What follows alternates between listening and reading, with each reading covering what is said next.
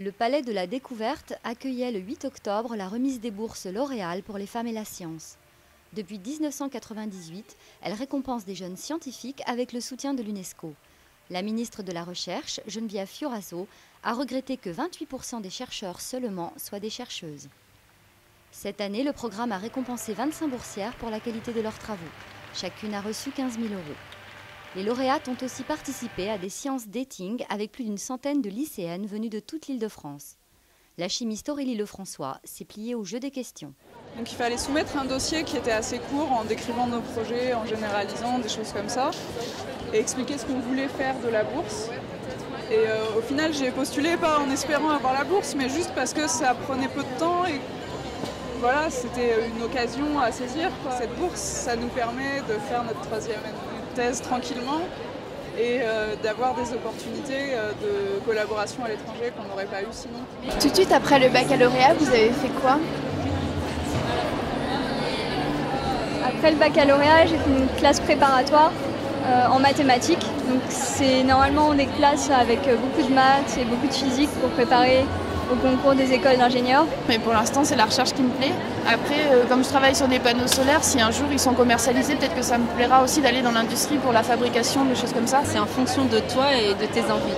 Enfin, moi, j'ai fait l'école normale, j'ai fait une classe préparatoire, l'école normale, donc c'est une école qui forme des chercheurs.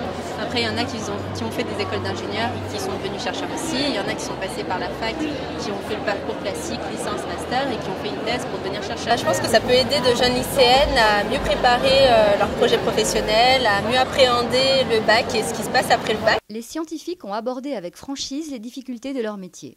Les études sont longues, explique ainsi Laure Bury, spécialiste en neurosciences et lauréate 2009.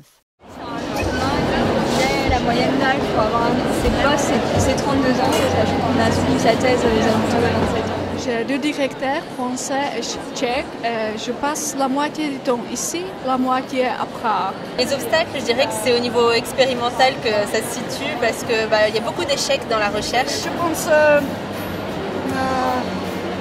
les garçons ne font pas confiance à nous.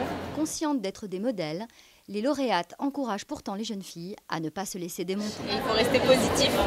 Donc donc on apprend à surmonter un peu tous ces aspects négatifs du monde scientifique et on rebondit à chaque fois de plus belle pour réaliser de nouvelles expériences et rencontrer de nouveaux chercheurs.